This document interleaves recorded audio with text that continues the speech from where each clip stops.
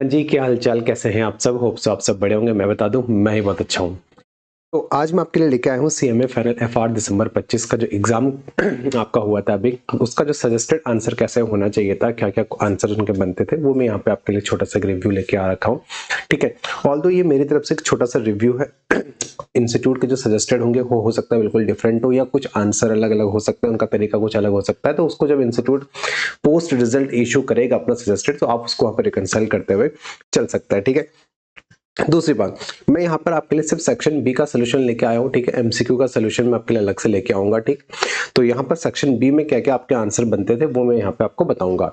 दूसरी बात, last attempt में क्या होता था ना कि मैं सारे क्वेश्चंस आपको खुद ही यहाँ पे क्लास में सॉल्व कराता था रिव्यू के दौर पे रिव्यू के टाइम पे, तो मैं अब यहाँ पर वो इस बार नहीं करूँगा क्योंकि वो 3-4 घंटे का वीडियो चला जाता है और उसके बाद आप उसको देखते हैं नहीं या 2x में देखते हैं या फिर आप बोलते हैं टाइम स्टैम्प दीजिए क्योंकि वीडियो बहुत ज़्यादा लंबा हो गया हो, ठीक?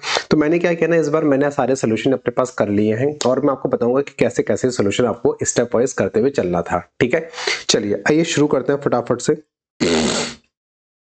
शुरू करेंगे आपका क्वेश्चन नंबर 2A से और क्वेश्चन नंबर 2A आपका है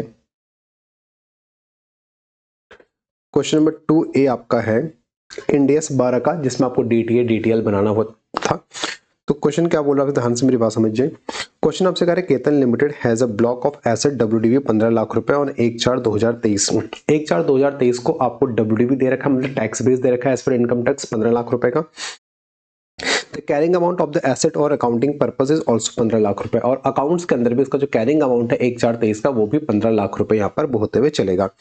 डेप्रिसिएशन को आपसे कह रहा है कि 20% के हिसाब से हम लोग चार्ज करेंगे तो इनकम टैक्स के अंदर भी 20% डब्ल्यूडीवी लग रहा है और अकाउंट्स के अंदर भी 20% डब्ल्यूडीवी लग रहा है। फिर उसने आपसे कहा इस ब्लॉक में से एक एसेट है जिसका जो डब्ल्यूडीवी था वो 1,50,000 रुपए था और 1/4/23 तो 1/4/23 को जो वैल्यू था एक एसेट का यानी 15 लाख का टोटल एसेट है, एक 1.5 लाख का एसेट है 1/4/23 को यानी आप कह सकते हैं 10% हिस्सा है 10% हिस्सा है। उस 10% हिस्से को आपने बेच दिया 31 मार्च 25 को कितने में 3 लाख में।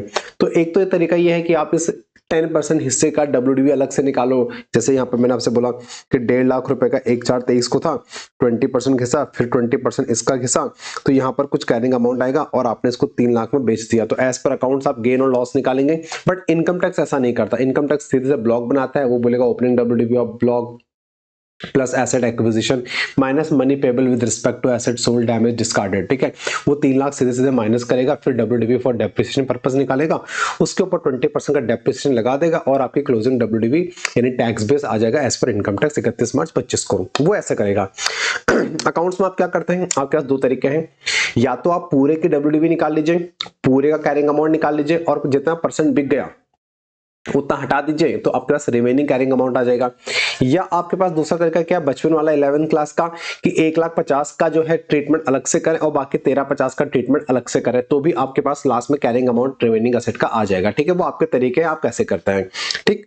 तो हमें क्या निकालना है उसने आपसे कहा कि डीटीए डीटीएल बताइए 35% के टैक्स के रेट के हिसाब से 31 मार्च 25 को क्या होगा। तो डीटीए डीटीएल निकालने के लिए 31 मार्च 25 को जिस डेट को मुझे डीटीए या डीटीएल निकालना है मुझे क्या चाहिए मुझे carrying amount of the asset चाहिए एज पर अकाउंट मुझे टैक्स बेस चाहिए मतलब कि carrying amount as per the income tax act और उसके बाद मैं क्या निकालूंगा जो डिफरेंस है उस डिफरेंस से दो चीजें निकल सकती है या तो वो टीटीडी होगा या टीडीडी होगा मतलब कि टेम्पररी टैक्सेबल डिफरेंस होगा या टेम्पररी डिडक्टेबल डिफरेंस होगा ठीक है। अब मैं आपको यहाँ पे याद नहीं करवाऊंगा मैं रटवाने वाला काम नहीं करूंगा यहाँ पर कि बेटा अगर एसेट के केस में देखो ये ज्यादा है तो वो डीटीए बनेगा ये कम है तो डीटीए बनेगा। मैं सिंपल सा मुद्दा आपसे हमेशा बोल रहा जैसे कि भले वो इंडियस 12 हो या एएस 22 हो आपका इंटर का मैं हमेशा बोलता हूं ये चेक करो इनकम टैक्स भविष्य में हमें कितने का बेनिफिट देगा इनकम टैक्स हमें भविष्य में कितने का बेनिफिट देगा और हमारी बुक्स में कितने का बेनिफिट आने वाला है इसके बेस पे बताओ टैक्स बनेगा कि टैक्स कम होगा या डिडक्शन मिलेगी या टैक्स लगेगा ठीक है। तो जो हमने कॉन्सेप्ट बचपन से पढ़ते आ रहे हैं जो हमने एएस 22 के अंदर पढ़ा था वही मैं इंडियस 12 के अंदर भी आपको बताते हुए चलता था और उसी के बेसिस पे हम यहाँ पे काम करते हुए चलेंगे। हमें 31 मार्च 25 को डीटीए डीटीएल निकालना है तो हमें 31 मार्च 25 को कैरिंग अमाउंट एज पर चाहिए carrying amount closing WDV as per income tax तो हम लोग टैक्स बेस बोलते हुए चलते हैं ठीक है। आइए मेरे साथ साथ देखो 31 का कैरिंग अमाउंट निकालना है मुझे, तो 1/4/23 का ओपनिंग डब्ल्यू 15 लाख दे रखा, 2 साल ही घिसेगा, 2 साल घिसेगा 15 लाख, तो पहले साल इसका 80% बचेगा, फिर इस डब्ल्यूडीवी बचेगा, 31 को मेरे पास 9,60,000 बचेगा, 2 साल का डेप्रिसिएशन 5,40,000 हो गया। इस 9,60,000 में से मैंने एक हिस्सा बेचा है। कितना हिस्सा बेचा था? 1 अप्रैल 2023 को जो 1.5 लाख का था और कैरिंग अमाउंट टोटल 100% 15 लाख था, यानी 10% मैंने बेचा। 1/4/23 को 15 लाख की एसेट थी, 1/4/23 को जो बेचा वो 1 लाख का था, यदि 10% हिस्सा मैंने बेचा तो आज 9,60,000 टोटल हिस्सा है, और अगर वो 10% अगर बेचूंगा तो मैंने 96,000 का एसेट बेच दिया। आ रही मेरी बात समझ में? ये शॉर्टकट तरीका है, और आप इसको अपने तरीके से भी कर सकते हो कि 1.5 लाख को अलग ले लो, 1350 को अलग ले लो, वो आपकी मर्जी है। तो 96 मैंने बेचा, तो मेरा carrying amount of the asset कितना आ गया? 8,64,000 आज के दिन आ गया 31 मार्च 2025 को।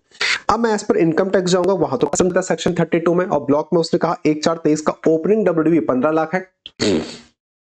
31 मार्च 24 को 20% की घिसावट लगेगी 3 लाख रुपए, तो 12 लाख रुपए बचेगा यहाँ पर closing WDV.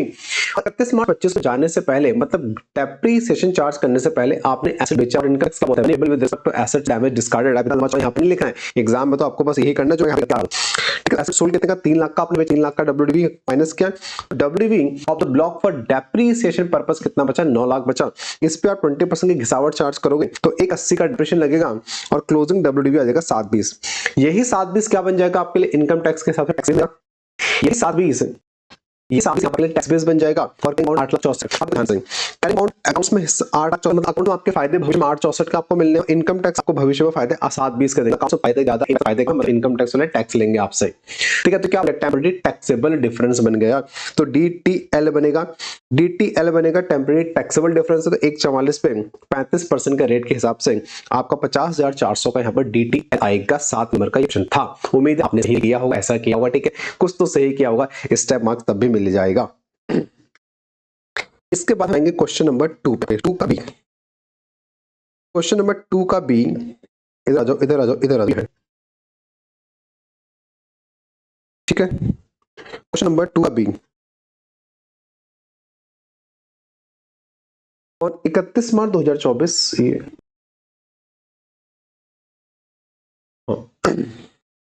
31 March 2024 Raju limited purchase machinery for $15,000 from USA on credit basis. तो ध्यान से मेरी बात समझना, मैंने $15,000 की एक मशीन खरीदी यूएसए से, तो उधार पे खरीदी है, तो एक फॉरेन क्रेडिटर पैदा हो जाएगा, एक फॉरेन बेटा क्रेडिटर पैदा हो जाएगा, ठीक है। अरे यार यहाँ दिख नहीं रहा क्या?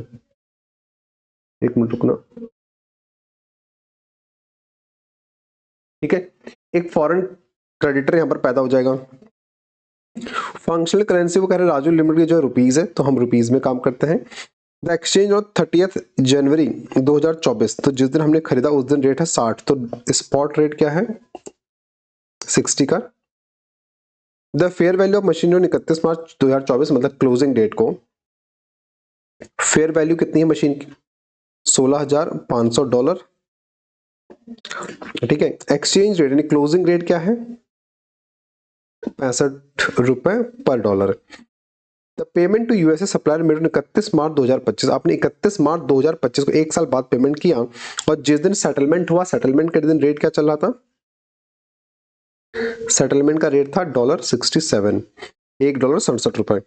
The fair value machinery remains unstained year end 31 March 2025, fair value same रही मशीन की, कह रहा है। टैक्स का रेट है 30%, वो कह रहा है। Raju limited allow revaluation in respect of plant and machinery, वो कह रहा है रिवैल्यूएशन आप कर सकते हैं, कोई दिक्कत नहीं है, मैंने रिवैल्यूएशन मॉडल पे ये लोग काम कर रहे हैं। Based on the above you are required to pass journal entries, narration देने की जरूरत नहीं है बोल रहा है वो, for the year end 31 March 2024 और 31 March 25 as per Ind AS 21, as per Ind AS 21 आपको 2 साल की जर्नल एंट्री डालनी है, मतलब 31 मार्च 24 को 31 मार्च 25 की। ध्यान से मेरी बात समझ लो, इस क्वेश्चन में हो क्या रहा है। ये सारे क्वेश्चन आपके जो क्वेश्चन बैंक हमारा कोचिंग वाला है या आपका इंस्टीट्यूट स्टडी मटेरियल है, वहां पर सारे के सारे क्वेश्चन आपको मिल जाएंगे। कोई भी क्वेश्चन ऐसा नहीं कि जो बाहर से पूछा हुआ है, ठीक है, सारा का सारा स्टडी मटेरियल से कवर है। अब देखो ध्यान से, एक सेकंड रुकना बेटा।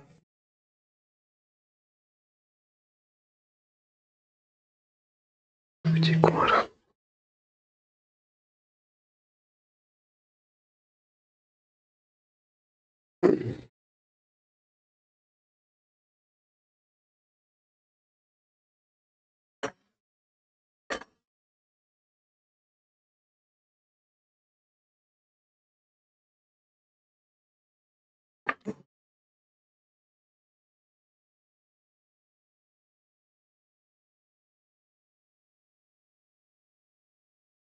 तो देखो इस क्वेश्चन में हो क्या रहा है, एक तो एक्सचेंज रेट का डिफरेंस आ रहा है और दूसरा एसेट का रिवैल्यूएशन हो रहा है। मेरी बात समझ में आ रही है? एक तो एक्सचेंज रेट का डिफरेंस आ रहा है और एसेट का रिवैल्यूएशन हो रहा है, दोनों का आपको ट्रीटमेंट करते हुए चलना है, दोनों की जर्नल एंट्री करते हुए चलनी है, ठीक है। सेम क्वेश्चन आपका स्टडी मेट का था जो कि क्लास के अंदर कवर हुआ था। पहली बात, जिस दिन आपने एसेट रिकॉर्ड किया, यानी क्योंकि एक फॉरेन क्रेडिटर पैदा हो रहा है, तो फॉरेन क्रेडिटर पैदा हुआ तो वो एफसीएमआई बन गया।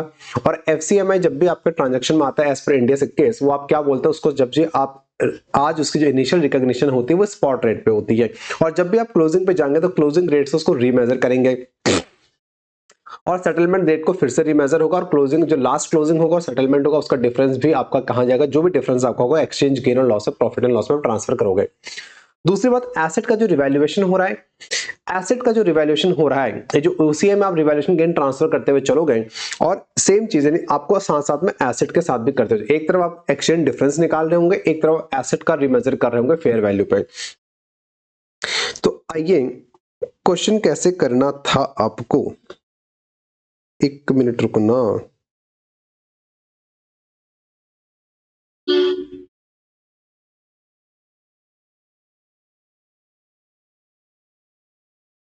क्वेश्चन नंबर 2B, अरे ये सब मिक्स कैसे हो गया।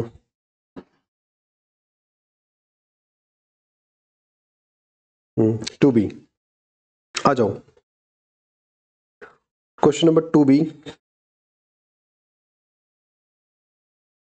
ठीक है। तो फॉरेन क्रेडिटर पैदा हुआ जो कि एफसीएमआई है, क्लोजिंग डेट से आप उसको रीमेजर करेंगे इंडिया 21 ऐसा बोलते हैं। तो 31 जनवरी 2024 पहले एंट्री जो आपकी होगी ऑन स्पॉट, वो क्या होगी, मशीनरी अकाउंट जमा टू फॉरेन क्रेडिटर या वेंडर जो भी आप लिखो, स्पॉट रेट से $15,000 इंटू 60, $15,000 इंटू 60, 9 लाख रुपए से आपकी स्पॉट की जनरल एंट्री इनिशियल रिकॉग्निशन पे हो जाएगी। फिर 31 मार्च 24 क्लोजिंग आएगा, क्लोजिंग को आप रीमेजर करेंगे एफसीएमआई को। तो आपको क्रेडिटर को पहले 60 रुपए देना था पर डॉलर, अब 65 देना पड़ेगा, तो 5 रुपए का लॉस हो रहा है आपका। तो प्रॉफिट एंड लॉस जमा टू फॉरेन क्रेडिटर, क्रेडिटर बढ़ रहा है आपका $15,000 इंटू 5, 75,000 रुपीज से। 31 मार्च 24 को ही आपका फेयर वैल्यू आ रहा है, एसेट का फेयर वैल्यू रिमेजरमेंट हो रहा है एसेट का, तो fair value change of PPE. तो पीपी को आपने इनिशियल रिकॉग्नाइज किया था 9 लाख रुपए पे, देखो ध्यान से, और आज उसने कहा $16,500 हो गया, तो $16,500 इंटू 65 क्लोजिंग, ये क्लोजिंग है पीपीई का, और आपने पीपी को इनिशियली इतने पर रिकॉग्नाइज किया था, तो 1,72,500 मेरा पीपीई बढ़ रहा है। तो पीपी मशीनरी अकाउंट जमा टू रिवैल्यूएशन सरप्लस जो कि ओसीआई में आप ट्रांसफर कर दोगे 1,72,500 का। अब इस 1,72,500 की वजह से होगा क्या, डीटीएल पैदा हो जाएगा। आरी बात समझना, क्योंकि टैक्स का रेट उसने नीचे आपको दे रखा है, उसने बोला नहीं डीटीएल बनाने के लिए, टैक्स का रेट दिया है, हिंट आपको, आपको इंड AS 12 के हिसाब से इस पर डीटीएल बनाते हुए चलना पड़ेगा। तो रिवैल्यूएशन सरप्लस जमा डीटीएल बनेगा। अब जो डीटीएल बनेगा 1,72,500 पे टैक्स का रेट क्या था, 30%, जो भी था टैक्स का रेट मुझे नहीं पता, याद नहीं है, देख लो कितना है टैक्स का रेट। यहाँ पे था आपका 30%, जो 30% का टैक्स का रेट था, ये डीटीएल बनेगा। ये डीटीएल आप कहां से इसको सेट ऑफ करोगे, सर क्योंकि रिवैल्यूएशन सरप्लस में ओसीआई का अमाउंट गया है, तो हम इसको रिवैल्यूएशन सरप्लस से ही सेट ऑफ करते हुए चलेंगे। आप इसको रिवैल्यूएशन सरप्लस से ही सेट ऑफ करते हुए चलेंगे। तो revaluation surplus account debit to DTL 51,750, 51,750, ठीक है। तो 31 मार्च 24 तक का काम आपका यहां पे हो जाएगा। फिर 31 मार्च 25 को आते हैं। 31 मार्च 25 को पहला आपका एक्सचेंज डिफरेंस, और आपने उसको पे कर रखा है यहां से 31 मार्च 25 को एक्सचेंज डिफरेंस, फेयर वैल्यू रिमेजरमेंट और सेटलमेंट डेट। तो 31 मार्च 25 को सबसे पहले आपने क्या किया, उसको पेमेंट कर दिया, सेटलमेंट कर दिया। क्रेडिटर क्योंकि 31 मार्च 25 को क्रेडिटर आपके बुक्स में नहीं आएगा, वो खत्म हो चुका आज के दिन। तो फॉरेन क्रेडिटर था कितने का, 9 लाख रुपए इनिशियली आया था, फिर एक्सचेंज डिफरेंस का 75,000 रुपए आया था, तो 9,75,000 रुपए का एक क्रेडिटर आपके बुक्स में था, जिसको आपने 67 रुपए के भाव से पेमेंट करी, 15,000 यानी 10,05,000 पेमेंट की, और आपका प्रॉफिट एंड लॉस में डिफरेंस 30,000 रुपए 31 मार्च 25 को 30,000 का प्रॉफिट एंड लॉस में एक्सचेंज लॉस चला गया। आज के दिन आपका जो वो कह रहा था कि fair value of asset remains same, तो आपने $16,500 पे रीमेजर किया था, जिस दिन रेट था 65 रुपए का, आज रेट है 67 रुपए का, तो 67 माइनस 65 2 रुपए, 16,500 रिमेन सेम, 2 रुपए से आपका पीपी फिर बढ़ा, तो 33,000 रुपए से आपका पीपी बढ़ रहा है। तो पीपी जमा टू रिवैल्यूएशन सरप्लस। अब 33,000 से आपका पीपी बढ़ रहा है तो फिर से डीटीएल पैदा होगा और 33,000 पे 30% के हिसाब से आप डीटीएल क्रिएट करोगे और इस डीटीएल को आप profit and loss set of नहीं करोगे, इस डीटीएल को आप ओसीआई में ट्रांसफर करोगे क्योंकि आपका रिवैल्यूएशन सरप्लस सफिशिएंट अभी है। बस ये 4-5 एंट्री आपको डालनी थी और यही आपका 7 मार्क्स का क्वेश्चन था। ये आपका 7 मार्क्स का क्वेश्चन था जहां पर आपको 4-5 एंट्री डालनी थी। उम्मीद है आपने डाली होंगी और आपको क्वेश्चन डन अच्छा हुआ होगा। ठीक है, चलिए इसके बाद आ जाओ क्वेश्चन नंबर 3 पे।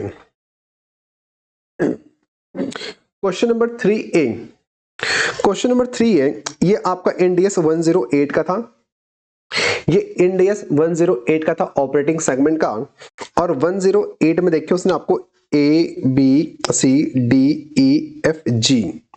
1 2 3 4 5 6 7 8 सेगमेंट दिए थे। उसने आपको 8 सेगमेंट दिए थे और उसने कहा था कौन सा सेगमेंट रिपोर्टिंग है और 7 मार्क्स का क्वेश्चन था। ये कौन सा सेगमेंट रिपोर्टिंग है और 7 मार्क्स का क्वेश्चन था। इंडियस 108 क्या बोलता है बेटा, अगर आपका रेवेन्यू टेस्ट, आपका रिजल्ट टेस्ट और आपका एसेट टेस्ट, इनमें से कोई भी और कोई भी अगर 10% से ऊपर चला जाता है टोटल का, यानी कि अगर आपका कोई भी सेगमेंट टोटल का 10% से ऊपर कंसिस्ट करता है, इन दैट केस वो आपका रिपोर्टेबल सेगमेंट होता है। भले वो रिजल्ट में 10% कंसिस्ट करे या वो एसेट में करे या वो रेवेन्यू का हिस्सा करे, अगर 10% से ऊपर का हिस्सा वो अकेले बियर करता है, इन दैट केस वो आपका रिपोर्टेबल सेगमेंट बन जाता है। पहली कंडीशन 108 की यही होती है। आ रही बात समझ में? तो आइए जरा 10% की कंडीशन मीट आउट करता है कि नहीं करता, आइए चेक करते हैं रिपोर्टेबल सेगमेंट है कि नहीं है।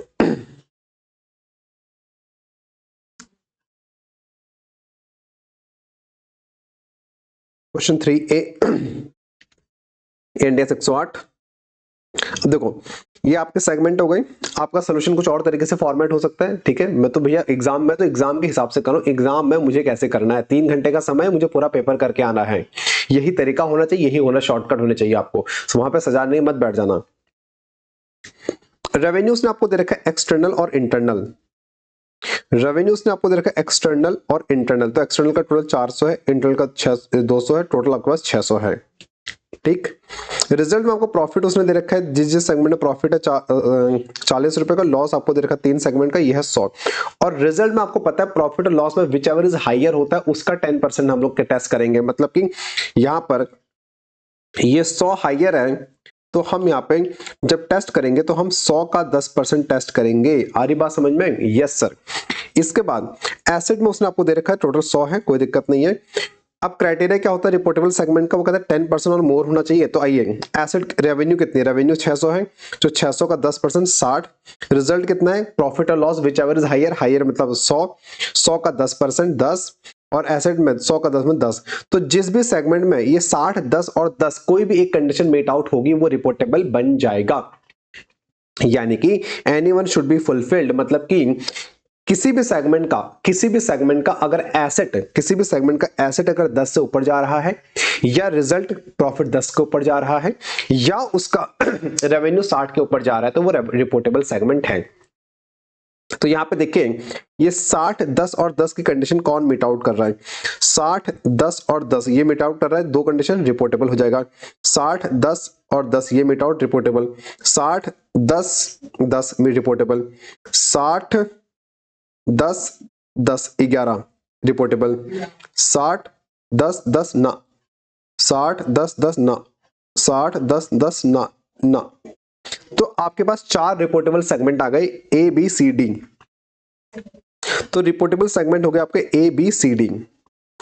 अब जब भी 108 के अंदर आप रिपोर्टेबल सेगमेंट निकालते हैं 10% की कंडीशन के चेक करने के बाद, तो वहां पर एक क्राइटेरिया होता है 75% टेस्ट का। वो क्या कहता है कि जो भी आपके रिपोर्टेबल सेगमेंट है they should consist minimum 75% of external revenue. यानी जो आपका एक्सटर्नल रेवेन्यू जो आ रहा है इसका 75% रेवेन्यू आपके रिपोर्टेबल सेगमेंट से आना चाहिए। फिर से समझिए, जितना भी आपका एक्सटर्नल रेवेन्यू आ रहा है टोटल, उस एक्सटर्नल रेवेन्यू का 75% रेवेन्यू कहां से आना चाहिए, आपके रिपोर्टेबल सेगमेंट से आना चाहिए। तो आपके रिपोर्टेबल सेगमेंट बने ए बी सी डी, तो जो भी आपका एक्सटर्नल रेवेन्यू है उसका 75% इन चारों से आना चाहिए। तो 108 के अंदर external revenue reportable segment should be 75% और मोर। तो चेक करिए ए बी सी डी का एक्सटर्नल रेवेन्यू कितना है। ए बी सी डी का बेटा एक्सटर्नल रेवेन्यू ये है 255, 15 प्लस 10 तो ये आ रहा है 280 बटा 400 यानी 70%। मतलब कि टोटल एक्सटर्नल रेवेन्यू का सिर्फ 70% ही मेरे रिपोर्टेबल सेगमेंट से आ रहा है। तो आपको फिर से रिपोर्टेबल सेगमेंट रीटेस्ट या रीमेजर करना पड़ेगा।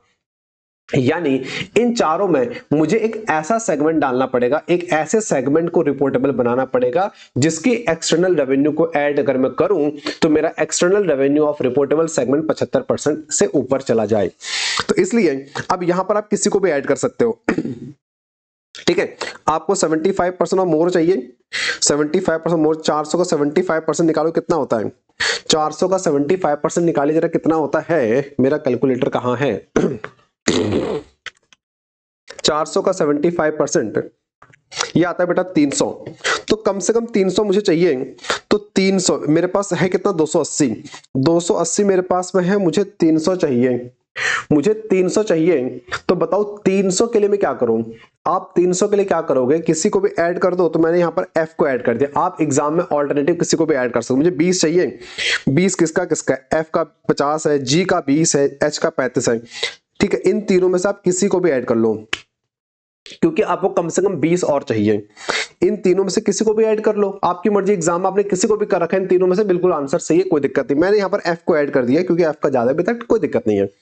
मैंने F को ऐड किया। तो जैसे मैंने F को ऐड किया तो आप बताओ रिपोर्टेबल सेगमेंट का जो एक्सटर्नल रेवेन्यू है वो कितना हो गया। वो 320 हो गया। वो 320 हो गया। F का कितना 50 था ना, 280 तो ऑलरेडी था। हाँ 255 तो था ही था मेरे पास में, प्लस 15 प्लस 10 280 था ही था। F का एक्सटर्नल 50 है ना, 50 जोड़ूंगा तो कितना है 330 आएगा। ये 330 बटा 400, हाँ ये 330 आ जाएगा। यहाँ पे इसको सही कर लेना, ये 330 आ जाएगा 400 और यहाँ पर हो जाएगा ये 82.5%। ठीक है, कोई दिक्कत नहीं। 82% चलेगा। मुझे 75 चाहिए था, 75 से ऊपर चला गया। तो अब बताइए, अब मेरा बताइए क्या है। A B C D और F मेरे रिपोर्टेबल हो जाएंगे। आप F की जगह पे G और H को भी ले सकते थे क्योंकि इनका भी 20 के ऊपर ही है एक्सटर्नल रेवेन्यू। ठीक है, आपकी मर्जी। यहाँ पे मैंने नोट डाल दिया। एग्जाम में आप क्या कर सकते हो, आप कोई भी alternate segment can be chosen as per your choice. ठीक है, तो ये 7 मार्क्स का क्वेश्चन था आपका। उम्मीद है आपने बच्चे से इसको कर रखा होगा। ठीक है, चलें आगे। चलिए सर, इसके बाद में क्वेश्चन नंबर 3B। ये एक्सटर्नल रिकंस्ट्रक्शन इंटरनल रिकंस्ट्रक्शन का मेरे ख्याल से था ना, क्या सॉरी इक्विटी वैल्यू निकाली थी। ओके ओके ओके ओके, आ जाओ।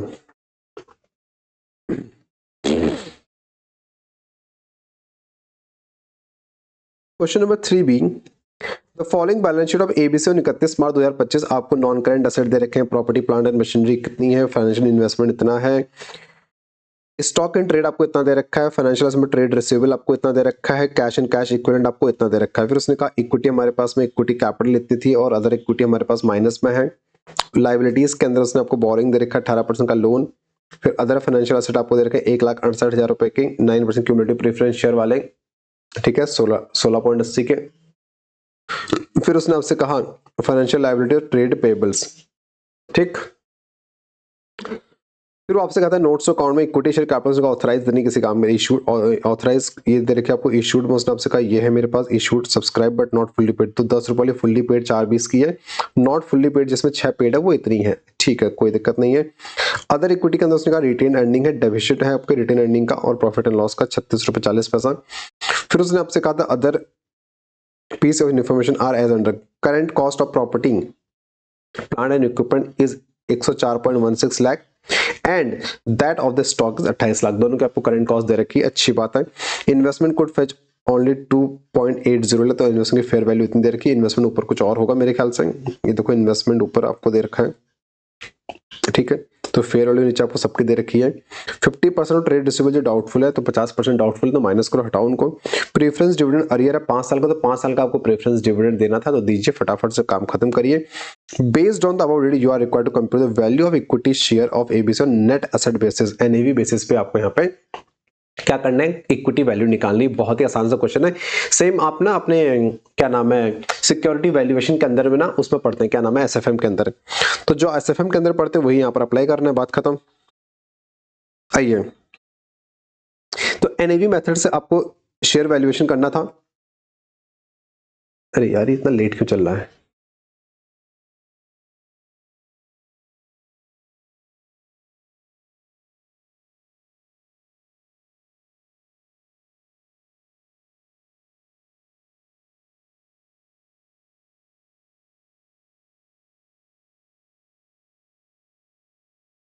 ठीक, आइए फटाफट से 3B। तो देखो ध्यान से, उसने पीपी आपको फेयर वैल्यू दे रखा था, इन्वेस्टमेंट का फेयर वैल्यू दे रखा था, स्टॉक का आपको फेयर वैल्यू दे रखा था, डेटर उसने कहा था 50% डाउटफुल है तो 50% माइनस करे, डेटर ये बचा, कैश एंड बैंक आपको दे रखा था। ठीक है, उसके बाद में 4 रुपए एक कॉल था आपके पास में, जो अनकॉल्ड अमाउंट था 4 रुपए का, एक शेयर हो पे कितने शेयर थे, 5,60,000 शेयर थे, जिसपे 6 रुपए आया था, 4 रुपए भी नहीं आया था। तो ये 4 रुपए अगर आप कॉल मनी मंगाओगे तो आपके यहाँ पे कैश एंड कैश इक्विवेलेंट बढ़ेगा, तो ये आपने कॉल किया तो 22 रुपए 40 पैसे ये भी आ गया। तो एसेट में आपके पास में ये है, ये आपके पास में टोटल एसेट आ गया जिसकी फेयर वैल्यू आपको दे रखी थी। माइनस की आपने बोरोइंग, यहाँ पे लोन आपने माइनस कर दिया, और लोन आपने माइनस किया और क्रेडिटर आपने यहाँ पर माइनस कर दिया है। ठीक है, तो इतने का लोन था और इतने का क्रेडिटर था, तो आपके पास नेट एसेट यहाँ पर बेटा आ गया 112 इतना, आपके पास में नेट एसेट इतना यहाँ पर आपके पास आते हुए चलेगा। ठीक है, कोई दिक्कत यहां तक? तो नेट एसेट आपके पास में ये आ गया।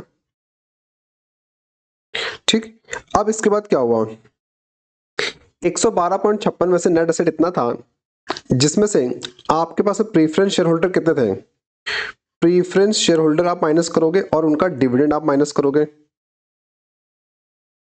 प्रीफरेंस शेयर होल्डर माइनस किया और उनका जो डिविडेंड था 5 साल का, 16.80 के प्रेफरेंस शेयर होल्डर थे, 9% का डिविडेंड उनका बनता था 1 साल का, इंटू करोगे 5 से तो 5 साल का डिविडेंड इतना बनता था। ये माइनस करके जो आपके पास नेट एसेट बचे वो बचे किसके लिए, balance for equity share holder. ये बैलेंस है आपका balance for equity share holder, और जब इसको आप डिवाइड करोगे total number of equity share से तो आपको पर इक्विटी शेयर की यहाँ वैल्यू निकलते हुए चलेगी।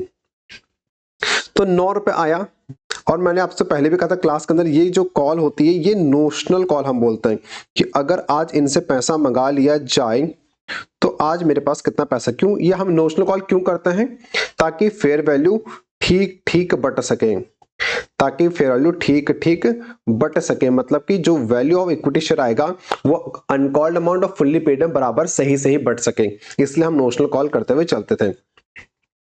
तो 9 रुपए इक्विटी का वैल्यू आया, पर इक्विटी शेयर 9 रुपए आया। इसमें जो फुल्ली पेड वाला है उसकी वैल्यू तो पूरी 9 रुपए है, जो पार्टली पेड था 6 रुपए वाला उसकी कितनी आएगी, 9 माइनस 4 रुपए अनकॉल्ड था तो उसकी वैल्यू आ गई 5 रुपए। तो मेरी बात समझ रहे, उसने 4 रुपए नहीं दे रखा ना, 6 रुपए उसने दिया है, तो 4 माइनस किया जो नहीं दिया है, तो फुल्ली पेड के लिए कितना 5 रुपए उसकी वैल्यू आ गई। बस ये था आपका 7 नंबर का क्वेश्चन, ये आपका बेटा 7 मार्क्स का यहाँ पर क्वेश्चन बनते हुए चलता है। ठीक है, डन डन डन।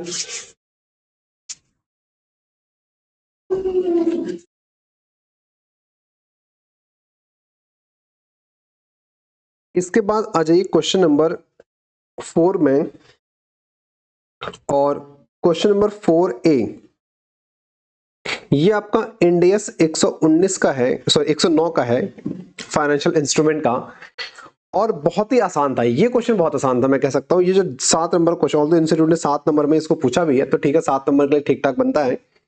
तो Rakesh limited borrowed 18 crore 75 lakh from central bank of India on 1 January 2024, और टर्म्स ऑफ लोन क्या था, टर्म्स कुछ इस प्रकार से थे, इंटरेस्ट का रेट है 11%, 11% ब्याज हमें दोगे, रिपेमेंट आप करोगे 5 इक्वल इंस्टॉलमेंट में, 5 टुकड़ों में इसका पेमेंट होगा, पेमेंट ऑफ इंटरेस्ट एनुअली होगा ऑन अक्रूवल बेसिस, कोई दिक्कत नहीं, हर साल ब्याज जाएगा, इनफ्लो हर साल जाएगा, तो हर साल इंटरेस्ट जाएगा प्लस 1/5 का प्रिंसिपल का किस्त जाएगा, अपफ्रंट प्रोसेसिंग फीस है आपकी ट्रांजैक्शन, जिसको हम लोग ट्रांजैक्शन कॉस्ट कहते थे, कितने की है? ये है आपकी 22,01,286। मतलब कि जो आपका प्रोसीड्स होता था उसमें से आप ट्रांजैक्शन कॉस्ट माइनस करेंगे तो नेट प्रोसीड आपका यहाँ पर निकलते हुए चलेगा। इफेक्टिव इंटरेस्ट रेट IRR है, मतलब IRR से आपको इंटरेस्ट हर साल फाइनेंशियल लायबिलिटी के ऊपर जो इंटरेस्ट आप चढ़ाओगे, इंटरेस्ट तो IRR से ही चढ़ेगा, एक्चुअल में एग्रीड जाएगा। आ रही बात समझ? इंटरेस्ट रेट जो चढ़ेगा, जो प्रॉफिट एंड लॉस में जाएगा, प्रॉफिट एंड लॉस में तो IRR के रेट से जाएगा, और जो एक्चुअल में कैश फ्लो हो रहा होगा वो एग्रीड रेट पे हो रहा होगा, मतलब 11% पे हो रहा होगा। तो हम यहाँ पर एक लायबिलिटी शीट बनाते हुए चलते थे, वही हमको एग्जाम में बना के आनी थी बस। Based on the above detail, you are required to prepare the statement showing the amortization of loan, जिसको हम लोग लायबिलिटी शीट कहते थे। वो लायबिलिटी शीट आपको बना के आनी है बस, और कुछ नहीं करना था। और जर्नल एंट्री आपको बनानी थी for availing of the loan from on 1 January 2024 and for payment of first instalment of interest on 31 December 2024। मतलब फर्स्ट ईयर की आपको जर्नल एंट्री यहाँ पे करते हुए चलना था, बस यही क्वेश्चन था और कुछ नहीं था। तो 7 नंबर के हिसाब से ठीक ठाक क्वेश्चन था, ऐसा आप कर सकते थे। तो आइए फटाफट से, करना क्या था? कुछ नहीं sir. Question number 4A financial instrument का क्वेश्चन था। 18 करोड़ 75 लाख का लोन था जो कि 5 किस्तों में आपको रीपे करना था। तो हर किस्त में प्रिंसिपल कितना जाएगा? 3 करोड़ 75 लाख का प्रिंसिपल जाएगा। हर एक किस्त में 3 करोड़ 75 लाख का प्रिंसिपल जाएगा। और आज के दिन अगर मैं बात करूं, 18 करोड़ 75 लाख पर 11% के हिसाब से एग्रीड इंटरेस्ट पहले साल का क्या होगा? एग्रीड इंटरेस्ट है 2 करोड़ 6,25,000 रुपए का एग्रीड इंटरेस्ट आप कैश फ्लो से पे करेंगे। तो लोन लिया था आपने 18 करोड़ 75 लाख का, प्रोसेसिंग फीस मतलब ट्रांजैक्शन कॉस्ट आपके लगी 22,01,286। तो नेट प्रोसीड कितना बचा मेरे पास? नेट प्रोसीड बचा 18 करोड़ 52,98,714। मेरे घर पे फाइनेंशियल लायबिलिटी क्या बनेगी सर? मेरे घर पे फाइनेंशियल लायबिलिटी बनेगी 18 करोड़ 52,98,714। इसके ऊपर मेरा IRR लगेगा, इसके ऊपर मेरा IRR लगेगा, जो कि प्रॉफिट एंड लॉस में हर साल ट्रांसफर होगा एज इंटरेस्ट या फाइनेंस कॉस्ट। आ रही बात समझ में? Yes sir. तो देखिए लायबिलिटी शीट 31 मार्च 24 को सबसे पहला साल 5 साल का है, तो 31 मार्च 24, 25, 26, 27 और 28। 31 मार्च 24, 31 दिसंबर 24 को आपके घर पे फाइनेंशियल लायबिलिटी कितनी है? मेरे घर पे financial liability 18 crore 52,98,714 after deducting processing cost.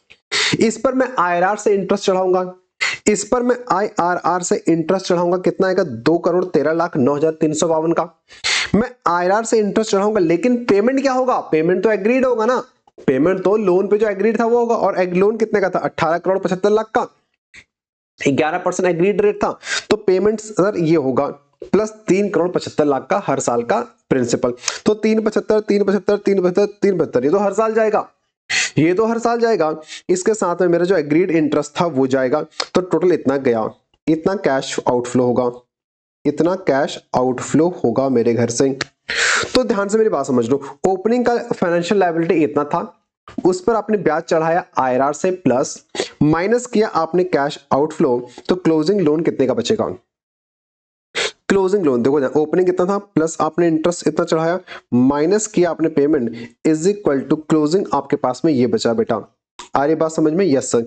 ये अगले साल का ओपनिंग बनेगा, इस पर IRR से इंटरेस्ट चढ़ेगा, फिर आप पे करोगे 3 करोड़ 75 लाख के प्रिंसिपल अमाउंट और 1 करोड़ 65 का ब्याज है। 1 करोड़ 65 कैसे आएगा? क्योंकि 18 करोड़ 75 लाख में से 18 करोड़ 75 लाख में से जब 3 करोड़ 75 लाख का प्रिंसिपल खत्म हो जाएगा, तो जितना प्रिंसिपल बचेगा अब उसके ऊपर 11% जाएगा ना। मेरी बात समझ में आ रही है? 18 करोड़ 75 लाख में से बेटा जब आपका 3 करोड़ 75 लाख का प्रिंसिपल गया, तो अब जो प्रिंसिपल बचा उसका 11%, मतलब कि 15 लाख करोड़ का 1 करोड़ 15 लाख बचेगा, है ना, जो भी बचेगा, ठीक है। अब इस पर आप दोगे 1 करोड़ 65 लाख का ब्याज, तो 15 करोड़ के ऊपर आप दोगे, 15 करोड़ के ऊपर आप 1 करोड़ 65 लाख का ब्याज। दूसरा तरीका क्या है इसको निकालने का? शॉर्टकट तरीका क्या होता है? सर मैंने कहा 2 करोड़ 6,25,000, ध्यान से मेरी बात समझना, 2 करोड़ 6,25,000 का आ रहा था, 2 करोड़ 6,25,000 आ रहा था, इसका 4/5, ये तो पहले साल का था, मेरी 5 साल की लाइफ है, डिवाइड है 5। तो चौथे में क्या होगा? ऐसे ही तीसरे में क्या होगा? ऐसे ही दूसरे में क्या होगा, ऐसे ही पहले में क्या होगा। ओ तो 2,06,00,000, 2,06,25,000 डिवाइड बाय 5 इंटू 4, फिर इसके बाद divide by 4 into 3, divide by 3 into 2, divide by 2 into 1, ऐसे करेंगे तो शॉर्टकट से ये आपके इंटरेस्ट हर साल निकल जाएंगे। ठीक है, मैंने क्लास के अंदर शॉर्टकट से आप करा था, मैंने कहा एग्जाम में इंस्टीट्यूट आपसे नहीं पूछेगा इंडिविजुअल निकाल के दिखाओ, शॉर्टकट चलिए कैलकुलेटर आपके पास में और एग्जामिनर को पता है, वहां पर मुझे टाइम बचाना है आपका। ठीक है, वहां पर टाइम बचना, 7 नंबर का क्वेश्चन है, मुश्किल से 10 मिनट के अंदर खत्म हो जाना चाहिए। तो वहां पर ये नहीं प्रिंसिपल माइनस प्रिंसिपल फिर इंटरेस्ट निकालेंगे, इतना करके नहीं आना है, उसके नंबर नहीं मिलने अलग से आपको। तो जो शॉर्टकट मैंने सिखा रखा था उसी के अकॉर्डिंग आपको चलते हुए बनना पड़ेगा। तो ये शॉर्टकट आपने क्लास करी होंगे अच्छे से, तो कोई दिक्कत नहीं होगी आपको। और प्रिंसिपल तो हर साल सेम है, ठीक है, ये हर साल सेम है। तो आपका क्लोजिंग आ जाएगा, लास्ट में ये 0 हो जाएगा, बात खत्म। ये क्लोजिंग है, फिर अगला साल ओपनिंग बनेगा, फिर उस पर इंटरेस्ट आईआरआर से चलेगा, फिर ये माइनस होगा, फिर क्लोजिंग, फिर उस पर आईआरआर चढ़ेगा, फिर ये माइनस होगा, फिर क्लोजिंग, फिर ये ओपनिंग बनेगा, आईआरआर चढ़ेगा, फिर ये माइनस होगा, बस लास्ट में 0 हो जाएगा, बात खत्म।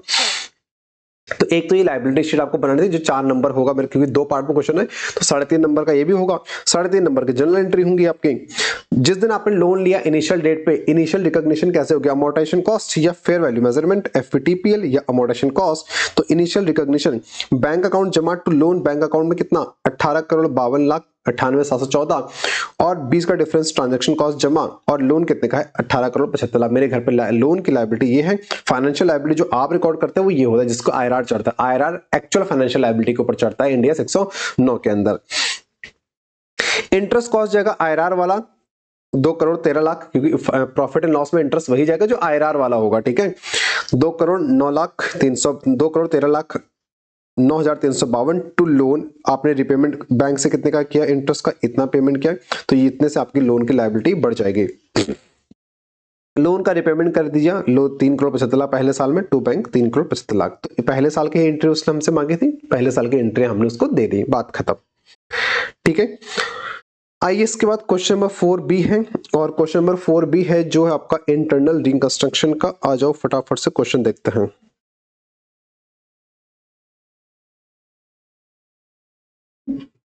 Question 4B, the summarised balance sheet of B's limited on 31 March 2025 was as follows. आपको नॉन करंट एसेट दे रखा था, non current asset property plant and equipment आपको दे रखा था, टेंजिबल में 10,10,000 रुपए, इनटेंजिबल में 95, टोटल 11,500। करंट एसेट दे रखा है इन्वेंट्री आपको 13 लाख रुपए की, फाइनेंशियल एसेट में ट्रेड रिसीवेबल आपको दे रखा है 12 लाख रुपए का, लोन एंड एडवांस आपको दे रखा है 77, तो टोटल ये हो गया। फिर इक्विटी एंड लायबिलिटीज में शेयर कैपिटल दे रखी 26 लाख रुपए की, अदर इक्विटी दे रखी 7,08,000 रुपए की, टोटल 18,82,000 रुपए। लॉन्ग टर्म बोरिंग में आपको 10 लाख का लोन दे रखा है, शॉर्ट टर्म बोरिंग में 1,80,000 का आपको दे रखा है, ट्रेड पेबल आपको दे रखा है 6,20 का, टोटल आपको 36,82,000 की आपकी बैलेंस शीट हो गई। फिर उसने नोट्स अकाउंट में आपको दे रखा है इशूड कैपिटल इतनी थी आपकी 8,000 की, ये थी, यहाँ से 26 लाख आया। फिर रिटेन अर्निंग में आपको प्रॉफिट एंड लॉस दे रखा है 7,08,000 का लॉस है, प्रॉफिट एंड लॉस का लॉस है शूट एट फर्स्ट साइड, याद आपको शूट एट साइड करते हैं हम लोग इसको, yes sir yes sir yes sir. Long term borrowing के अंदर उसने आपको लोन दे रखा है इस secured by asset of Uttarakhand factory, face value 100 रुपए, 9 लाख रुपए, अनसिक्योर्ड डिबेंचर 1 लाख रुपए, टोटल 10 लाख रुपए आपको दे रखा है।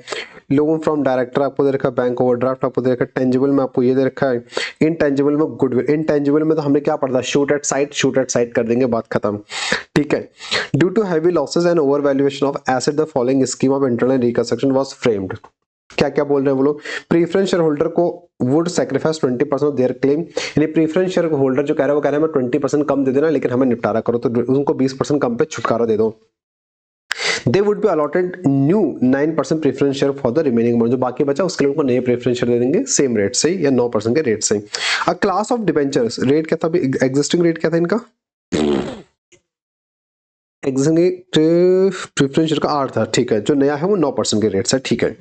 अ class of debenture holder having charge of plant and machine of Uttarakhand, जो डिबेंचर होल्डर जिनके ऊपर फ्लोटिंग चार्ज था उत्तराखंड वाली ये फैक्ट्री बिल्डिंग का, वो कह रहे हैं कि हमको एक नया प्लांट एंड मशीनरी, एक प्लांट एंड मशीनरी जो आपके घर प्लांट एंड मशीनरी पड़ी उसको हम लेके जाएंगे फुल सेटलमेंट में, इसके बाद हम आपसे कुछ नहीं मांगेंगे। और जो अनसिक्योर्ड डिबेंचर थे वो कह रहे हैं हमें 20% रिडक्शन के लिए बाकी अमाउंट का दे दो और converted into a new preference share of 100 rupees each, यानी 20% वो वेव ऑफ कर रहे हैं, 20% वो रिडक्शन वेव ऑफ कर रहे हैं, अपना 20% हिस्सा छोड़ रहे हैं, और बाकी जो बचा रिमेनिंग अमाउंट है उसके लिए वो क्या कह रहे हैं, हमें 9% के प्रेफरेंस शेयर दे दीजिए। ठीक है, ट्रेड क्रेडिटर कह रहा है कि भैया to take over the stock, वो कह रहा है स्टॉक है 6.20 का, मैं उसको लेके जाऊंगा, बात खत्म, टाटा बाय बाय।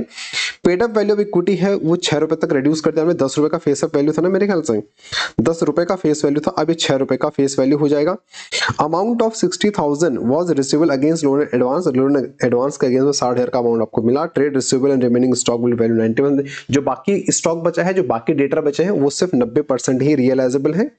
और डायरेक्टर कह रहा है कि भैया छोड़ो, धंधा वैसे बंद हो रहा है, कंपनी बर्बाद हो रही, मेरा जो लोन है मैं फॉरगो कर रहा हूं, मतलब लोन मुझे कुछ मत देना। तो डायरेक्टर का लोन की जिम्मेदारी खत्म।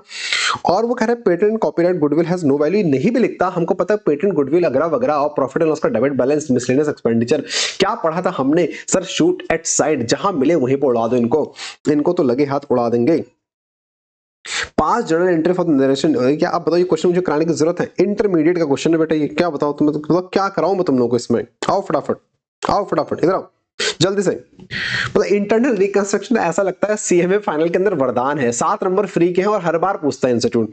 तो प्रीफरेंशियल कैपिटल खत्म हो रही, जो खत्म हो रही इसको खत्म करो, डेबिट करो, नहीं आ रही है, बीच का डिफरेंस कैपिटल रिडक्शन, बीच का डिफरेंस कैपिटल रिडक्शन। एक सेकंड रुकना जरा, चलो फटाफट से। तो प्रीफरेंशियल कैपिटल पुरानी गई, नई वाली आ गई, और बीच का डिफरेंस कैपिटल रिडक्शन में, ठीक है।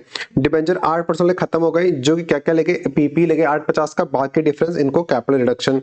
9% डिबेंचर जो आपके उत्तराखंड वाले थे, सॉरी ये जो अनसिक्योर्ड वाले थे, 1 लाख रुपए के 80,000 रुपए इनको प्रेफरेंस शेयर दे दिया, और 20,000 रुपए कैपिटल रिडक्शन। ट्रेड पेबल 6.20 का इन्वेंट्री उठा के लेके, तो ट्रेड पेबल 6.20 से कम हो जाएंगे, इन्वेंट्री 6.20 से खत्म हो जाएगी। शेयर कैपिटल 10 रुपए वाली थी, टोटल 18 लाख की, जिसमें से 6 रुपए नया वाला आ जाएगा, और बीच का difference capital reduction. Capital reduction यानी लोन जो था, लोन खत्म, और कैपिटल रिडक्शन टू लोन। उसके बाद इन्वेंटरी और ट्रेड रिसीवेबल 10% कम हो रहे थे, 90% वैल्यू बच रही थी, तो इतने से ये कम हो जाएंगे, difference capital reduction. Loan director का था, वो अपना फॉरगो कर रहा था, कैपिटल लोन डायरेक्टर खत्म हो गया, कैपिटल रिडक्शन 1.15। अब आपको क्या करना है, ये जो शूट एट साइड थे, गुडविल, पेटेंट, कॉपीराइट और रिटेन अर्निंग का डेफिसिट नेगेटिव दे रखा था आपको, शूट एट साइड, इसको आप मर्ज भी कर सकते थे, ठीक है, इस एंट्री को आप बेटा मर्ज भी कर सकते थे। प्रॉफिट एंड लॉस का डेबिट बैलेंस, रिटेन अर्निंग का negative balance, intangible, goodwill, patent, copyright, इनको हम शूट एट साइड कर दें, तो इनको शूट एट साइड कर दो। तो गुडविल, पेटेंट खत्म, रिटेन अर्निंग खत्म, टोटल कैपिटल रिडक्शन। अब आपको क्या करना है ना, टोटल कैपिटल रिडक्शन सारी एंट्रीज में देखिए। देखो एक तरीका क्या होता है खाता बनाने का, क्या इंस्टीट्यूट ने खाता मांगा था, the answer is no, institute ने मुझसे कैपिटल रिडक्शन अकाउंट नहीं मांगा है, तो मैं सेवा करके आऊंगा, the answer is no, free में सेवा हम लोग नहीं करते, ठीक है, एग्जाम में फ्री सेवा नहीं करते, समझने के लिए करते हैं, बट एग्जाम में करके नहीं आएंगे। अब क्या करना है मुझे, टोटल आप क्या करो, कैपिटल रिडक्शन का सारा बैलेंस देखो, टोटल क्रेडिट कितना है, capital reduction, credit credit credit credit, debit debit debit, देखो जो बीच का डिफरेंस है वो कहां चला जाएगा, कैपिटल रिजर्व में, जो बीच का डिफरेंस है वो कहां चला जाएगा, कैपिटल रिजर्व में, capital reduction debit to capital reserve. तो मैंने आपसे क्या कहा, add all debit, add all credit, net जो बचेगा 47,000 का बैलेंसिंग फिगर, उसे कहां ट्रांसफर कर देंगे, कैपिटल रिजर्व में। तो ये 7 मार्क्स का इजी क्वेश्चन बनता था आपके लिए, जो कि हमेशा बोलता हूं capital reduction, internal reconstruction easy होता ही होता है, ठीक है। तो अच्छा क्वेश्चन था, ठीक है, आपने अच्छे से किया होगा, ये तो पक्का पक्का किया होगा, उम्मीद है मुझे, ठीक है। अब ये भी नहीं किया तो फिर बेटा मंदिर जाओ सुबह सुबह। इसके बाद आपका प्यारा इंडियस 103, जो मैं हमेशा हमेशा कहता हूं भैया, इंडियस 103 भी करके जाओ, इंडियस 110 भी करके जाओ, दोनों आने हैं और दोनों 28 नंबर पक्के पक्के हैं, हमेशा हमेशा कहता हूं। लेकिन तुम हमेशा गवर्नमेंट अकाउंटिंग पढ़ते रह जाओगे, ठीक है, गवर्नमेंट अकाउंटिंग इन टेक्नोलॉजी यही पढ़ते चले जाओगे बस, और इन दोनों को तुम छोड़ के जाओगे, ठीक है। तुम्हें पता है 28 नंबर पक्के थे, नालायकों। और इस बार अमेलगमेशन, मतलब ये क्या नाम है, इंडियस 103 तो बहुत इजी था, इंडियस 110 नया था, इंडियस 110 में उसने 2-3 एडजस्टमेंट ऐसी पूछी थी जो शायद आज तक इंस्टीट्यूट ने नहीं पूछी थी, ठीक है। और इंडियस 110 में तो खेल हो गया, इस बार बताऊंगा खेल क्या हो गया, ठीक है। 1 अप्रैल 2025 को अल्फा लिमिटेड एक्वायर करता है 100% equity share of beta limited, तो ये हो गया एक्वायरर और ये हो गया acquiring. The consideration of the company, the consideration was discharged by issue of equity share of Alpha Limited. The summarized balance sheet आपको दे रखी है 31/25 की, ये अल्फा की बैलेंस शीट दे रखी है, बीटा की दे रखी है, property plant and equipment, investment, inventory, trade receivable, cash at bank, equity आपको दे रखी है 10 रुपए की, रिटेन अर्निंग आपको दे रखा है और उसका ट्रेड पेबल दे रखा है, ठीक है। फिर उसका परचेज कंसिडरेशन सेटल करेंगे 80 लाख शेयर्स में 10 रुपए का ईच था, जिसको हम 2 रुपए प्रीमियम पे देंगे, मतलब 12 रुपए के भाव से देंगे, ठीक है। Alpha limited also agree to contingent, और कंटिंजेंट कंसिडरेशन को किस पे रिकॉर्ड करता है, फेयर वैल्यू पे, तो 40 लाख की फेयर वैल्यू है, ये मेरे काम का है, ठीक है। उसका डेफर्ड कंसिडरेशन था नहीं, कुछ था नहीं क्वेश्चन में, मौज करो। फिर आपको फेयर वैल्यू दे रखी थी प्रॉपर्टी प्लांट एंड इक्विपमेंट्स की, उसने कहा था पीपी का फेयर वैल्यू है 9,50,000 जो भी 950, इन्वेंट्री का फेयर वैल्यू 280, ट्रेड रिसीवेबल का फेयर वैल्यू 190, 10 लाख रुपए बेकार है तो हटा दो। फिर उसने कहा ट्रेड पेबल है 500 लाख के, इन्वेस्टमेंट की वैल्यू 0 हो गई, कोई दिक्कत नहीं है। There were inter company balances, alpha limited had receivable 20 lakh रुपए फ्रॉम बीटा लिमिटेड, तो ये कॉन्ट्रा आइटम है, तो कॉन्ट्रा को यहाँ पर सेट ऑफ करते हुए कैंसिल करते हुए चलोगे। फिर उसने कहा expense related to the issue of share amount 12 lakh रुपए debit to the bank account, ठीक है। 12 लाख रुपए आपने जो शेयर इशू कर रखा था, कॉस्ट ऑफ इशू, इसको आप प्रॉफिट एंड लॉस में डालोगे, याद रखना इसको परचेज कंसिडरेशन है, कॉस्ट ऑफ बिजनेस कॉम्बिनेशन में ऐड मत कर देना गलती से, यही करोगे तुम लोग, ठीक है। तो ये आपका कॉस्ट ऑफ बिजनेस कॉम्बिनेशन नहीं आता, प्रॉफिट एंड लॉस में ट्रांसफर होगा सीधे सीधे। अब इंस्टीट्यूट ने क्वेश्चन ना पार्ट से पूछा था आपसे, 4 पार्ट थे बेटा, पता है आपको, 4 पार्ट थे, यानी 4-4 नंबर है, 3-3 नंबर के 4 पार्ट हो सकते हैं। इंस्टीट्यूट ने आपसे कहा परचेज कंसिडरेशन बताओ, नेट एसेट बताओ बीटा लिमिटेड के फेयर वैल्यू पे, और गुडविल या जीबीपी यानी जिसको गुडविल या गेन ऑन बार्गेन परचेज होता है वो निकालिए, और जनरल एंट्री दे दीजिए आपको in the books of alpha limited, मतलब एक्वायरर के घर पे जनरल एंट्री उसने आपसे मांगी। तो बहुत ही आसान तरीके से उसने स्टेप मार्किंग आपके लिए कर रखी थी, बहुत ही आसान तरीके से, ठीक है। आओ सबसे पहले question number 5, business combination, Indians 103, purchase consideration में उसने कहा था 80 लाख के शेयर देंगे, 10 रुपए फेस वैल्यू, 2 रुपए प्रीमियम, तो 12 में इश्यू करेंगे, तो 80 लाख इंटू 12 9 करोड़ 60 लाख, और कंटिंजेंट कंसिडरेशन हमेशा फेयर वैल्यू पर रिकॉर्ड होता था at the time of business combination, तो 40 लाख आ जाएगा, तो पीसी फॉर बीसी निकल जाएगा आपका 10 करोड़ रुपए, तो पीसी फॉर बीसी निकल 10 करोड़, 4 नंबर यहीं पर मिल जाएंगे आपको सीधे सीधे, ठीक है। 4 नंबर सीधे से यहीं पर मिलेगा, बस इतना करना है, 4 नंबर इसके हैं। फिर 4 नंबर किसके, नेट एसेट उसने बोला बीटा लिमिटेड, भैया फेयर वैल्यू दे रखी थी, जोड़ो जोड़ो जोड़ो माइनस ट्रेड पेबल, बात खत्म। फेयर वैल्यू दे रखी थी तो asset minus liabilities 1010 round of कर दिए 10 लाख 10,000, सॉरी 10 करोड़ 10 लाख, 4 नंबर इसके मिल गए, 8 नंबर हो गए, ठीक है। 100% एक्विजिशन है तो कोई एनसीआई है ही नहीं क्वेश्चन में, 100% एक्विजिशन है तो नॉन कंट्रोलिंग इंटरेस्ट है नहीं, तो बात खत्म। तो cost of investment 10 crore 10 lakh, sorry 10 crore, NCI nil minus INA, तो भैया देखो मैंने इतना पे करा इतने की एसेट के लिए, तो जीबीपी आ गया 10 लाख, 4 नंबर इसके, 4 3 12 नंबर हो गए, 2 नंबर की जनरल एंट्री, ठीक। तो business purchase to liquidator beta limited 10 crore रुपए, आईएनए मैंने उठा लिए सारे के सारे, जिसके बदले मैंने बिजनेस कॉम्बिनेशन में क्या दिया, कंसिडरेशन दिया, और जीबीपी निकल गया 10 लाख का।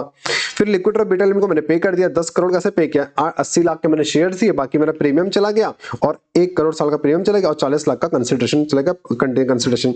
Contra payable to receivable cancel कर दिया, तो पेबल जमा टू रिसीवेबल, और जो शेयर कॉस्ट, शेयर इशू का कॉस्ट वो प्रॉफिट एंड लॉस में ट्रांसफर हो जाएगा, तो share issue cost to bank. अब क्योंकि मेरे पास अभी सिक्योरिटीज प्रीमियम का अमाउंट बचा हुआ था, तो पहले मैं इसको यहां से सेट ऑफ करूंगा, तो securities premium to share issue cost 12 lakh रुपए, बस बात खत्म। क्या था इस क्वेश्चन में, ठीक है। तो ये क्वेश्चन आसान था, मतलब बिजनेस कॉम्बिनेशन उसने इजी पूछा था, बस कंसोलिडेशन में उसने कुछ नए एडजस्टमेंट आपसे पूछे थे, जो कि शायद एक एडजस्टमेंट तो पहली बार उसने पूछा है, ठीक है। बिजनेस कॉम्बिनेशन में कोई दिक्कत नहीं, कंसोलिडेशन में उसने आपसे मजे लिए हैं। आइए कंसोलिडेशन में क्वेश्चन नंबर 6,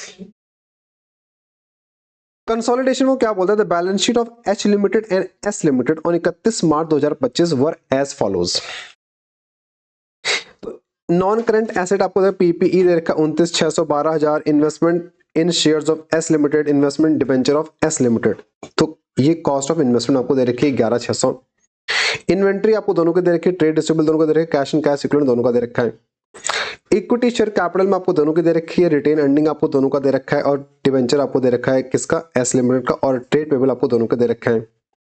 अदर इन्फॉर्मेशन, आहा मजा यहां है, देखो क्या कहता है वो आपसे, वो कहता है 1/4/24, मतलब कि 1/4/24 को एस लिमिटेड हैड 800 लाख रुपए के शेयर 10 रुपए वाले, और 6,000 लाख का retain earning in other equity, तो ये ऑन द 1/4/24 को है, ठीक है। एक्वायर कब क्या पता नहीं, H limited acquired 80% share on, अरे गजब, on the date of acquisition, यानी on the date of acquisition आपको ये दे रखा है, ठीक है, yes sir. At the considering 11,600 lakh रुपए, तो कॉस्ट ऑफ इन्वेस्टमेंट कितने की है, 11,600 आपने पे किया। In addition H limited also acquired 60% of debenture issued by S limited in cash on 1/4/24। यानी कि जो एस लिमिटेड के डिबेंचर है 4,000, इन 4,000 डिबेंचर में से 60% डिबेंचर किसके पास में है, एच लिमिटेड के पास में। 2400 के डिबेंचर बेटा किसके पास में है, 2400 के डिबेंचर एच लिमिटेड के पास में है। अच्छा जी, the aggregate INA S limited का इंक्लूड करता है पीपीई और इन्वेंट्री जिसका वैल्यू कितना है 5,000 लाख और 1,000 लाख, और उनकी फेयर वैल्यू है 5600 लाख और 400 लाख रिस्पेक्टिवली। यानी कि on the date of acquisition PPE 600 से बढ़ रहा है, पीपीई 600 से बढ़ रहा है और इन्वेंट्री 600 से कम हो रहा है। देखो देखो देखो, इन्वेंट्री 1,000 लाख का था जिसकी फेयर वैल्यू 400 हो गई, तो 600 से इन्वेंट्री कम हो रहा है और पीपीई 600 से बढ़ रहा है, ठीक है। The rate of depreciation on PPE is 10% और पीपीई पे 10% का घिसावट का रेट है। फिर वो आपसे कहता है एनसीआई मेजर करेंगे एट फेयर वैल्यू बेसिस। वाह वाह वाह, क्या बात है, एनसीआई आप फेयर वैल्यू पर मेजर करोगे, वेरी वेरी गुड। गुडविल वो कहता है इंपेयर हो गई 200 लाख रुपए से, अच्छी बात है, जो भी गुडविल आएगी 200 लाख इंपेयर कर देंगे, और जो इंपेयर करेंगे वो भी एनसीआई और उसमें बटेगा। याद रखना, गलती यहीं पर आप करोगे, आप एनसीआई और होल्डिंग में आपका हिस्सा बांटना भूल जाओगे गुडविल का, ठीक है, जब इंपेयर होगी, ये आप भूलोगे। H limited sold goods worth 200 lakh रुपए टू एस लिमिटेड, मतलब डाउनस्ट्रीम ट्रांजैक्शन है, on credit at a profit of 20% on sale. ओहो, 200 लाख मैंने बेचा, जो कि मैंने 1/5 ऑफ सेल बेचा, जो कि मैंने 1/5 ऑफ सेल बेचा, तो 5 को 20, तो 40 का इसमें क्या आ जाएगा प्रॉफिट, तो 160 इसकी कॉस्टिंग आएगी, तो 40 मैंने प्रॉफिट पर बेचा, ठीक है, एस लिमिटेड को। ये 40 कहां से माइनस होगा, ये सीपीएल मतलब अदर इक्विटी से माइनस होगा, याद रखना, होल्डिंग ने बेचा है। जिसका 50% अभी भी अनसोल्ड है, मतलब आपको अनरियलाइज प्रॉफिट एलिमिनेट करना पड़ेगा, यूपी एलिमिनेशन, यूपी आपको हटाना पड़ेगा, अनरियलाइज प्रॉफिट आपको एलिमिनेट करना पड़ेगा, वेरी वेरी गुड।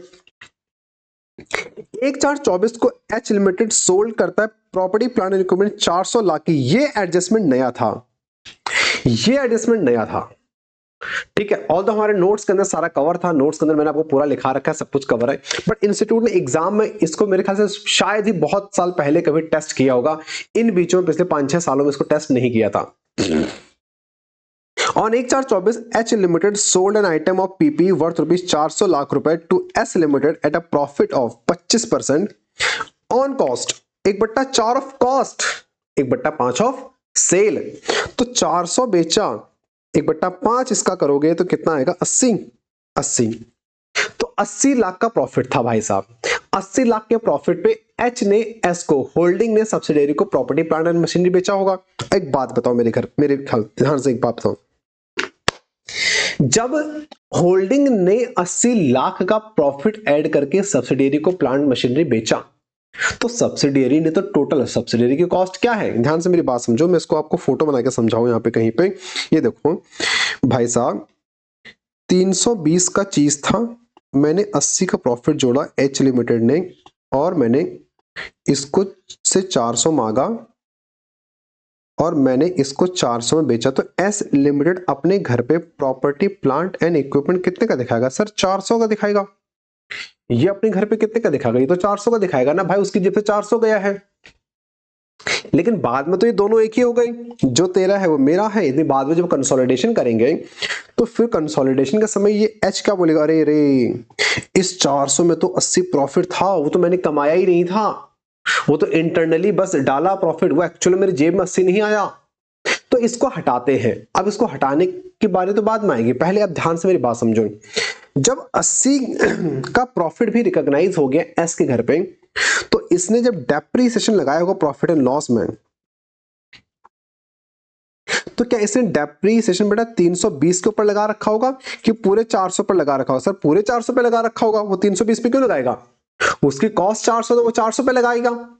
इसने पूरे 400 पर डेप्रिसिएशन लगाया होगा, और जिसकी वजह से हुआ क्या, उस 80 का जो प्रॉफिट एलिमेंट था उस पर भी डेप्रिसिएशन लग गया होगा। आ रही बात समझ में? उस पर भी डेप्रीसिएशन लग गया होगा, लेकिन वो प्रॉफिट तो हमने कमाया ही नहीं था ग्रुप ने। तो ऐसे में जब एस लिमिटेड का आप सीना बनाओगे, सीना, अब सीना क्या होता है? मंदिर जाओ। जब आप इसका सीना बनाओगे, इसके सीना में पोस्ट एक्विजिशन प्रॉफिट में, क्योंकि आपने पूरे 400 पर डेप्रीसिएशन लगाया होगा, तो इसका मतलब आपने 80 पर भी डेप्रीसिएशन लगा दिया होगा। क्योंकि 80 हमने कमाया नहीं था, तो 80 पर डेप्रीसिएशन लगने की वजह से आपका प्रॉफिट कम हो गया होगा। तो सीना में हम जो 80 के ऊपर डेप्रीसिएशन लगाया था, इतने से क्या करेंगे?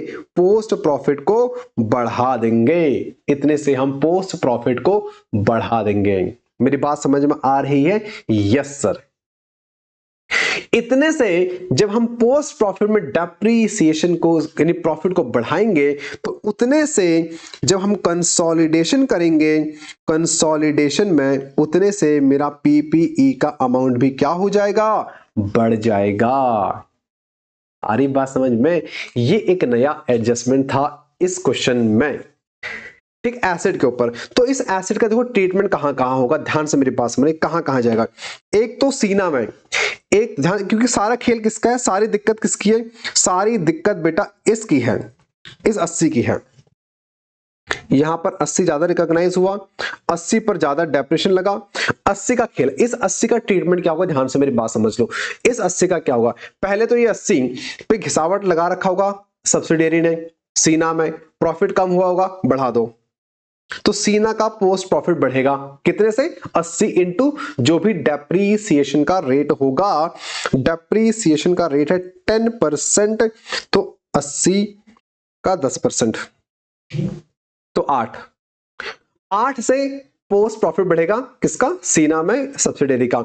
8 से कंसोलिडेशन का समझा, पीपी, पीपी मेरा पीपी प्लस सब्सिडियरी का पीपी, ऐसे करते हो ना, plus revaluation minus additional depreciation plus saving in depreciation, ये 8 यहां पर ऐड हो जाएगा। ओ, तीसरा, क्योंकि होल्डिंग ने 80 का प्रॉफिट जोड़ के सब्सिडियरी को भेजा था, तो होल्डिंग का जब आप अदर इक्विटी निकालोगे,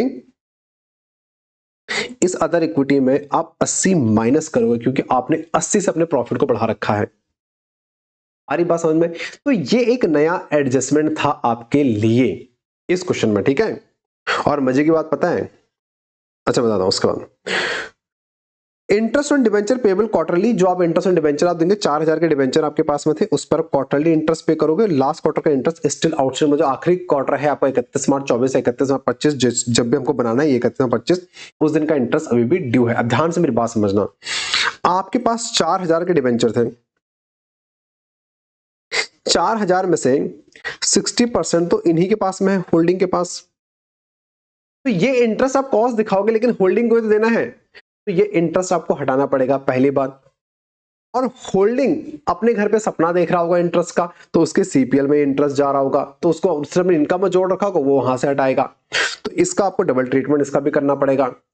दूसरा, डिबेंचर आपने खरीदे कितने में है? होल्डिंग ने, होल्डिंग ने इन्वेस्टमेंट डिबेंचर कितना कर रखा है? 2500 रुपए कर रखा है, लेकिन है कितना इसके पास? 2400। 60% ही तो है ना भाई, 4000 का 60% डिबेंचर तूने लिया 2400 की वैल्यू का, लेकिन पे कितना कर रखा है? 2500 रुपए का। तो 100 रुपए का लॉस हुआ इसको ऑन डिबेंचर। आपने डिबेंचर 100 रुपए महंगा खरीद रखा है, तो इस 100 रुपए का जो लॉस होगा, ये भी आप कहां से माइनस करोगे? अदर इक्विटी से माइनस करोगे। आरी बात समझ में? होल्डिंग करेगा। तो ये क्वेश्चन नया था, और नया कुछ नहीं, मैं आपको बता कहां से लिया गया है। ये सीए इंस्टीट्यूट का PQ14 है, सीए इंस्टीट्यूट का PQ14 है, ये वहां से उठा रखा है इन्होंने कंसोलिडेशन का। और पता है सेम क्वेश्चन जनवरी 26 में सीए इंस्टीट्यूट ने भी पूछ लिया, सेम पूछा उसने, बस कुछ एडजस्टमेंट काट दी उसने। ये सेम रखा, ये सेम रखा, ये सेम रखा, तो 4 एडजस्टमेंट उसने सेम रखी, 3 उसने काट दी, और उसने भी जनवरी 26 में सेम क्वेश्चन पूछ डाला, सेम कंसोलिडेशन का क्वेश्चन, ठीक है। चलिए आओ फटाफट यहां पे question number 6, consolidation of financial statement India 110।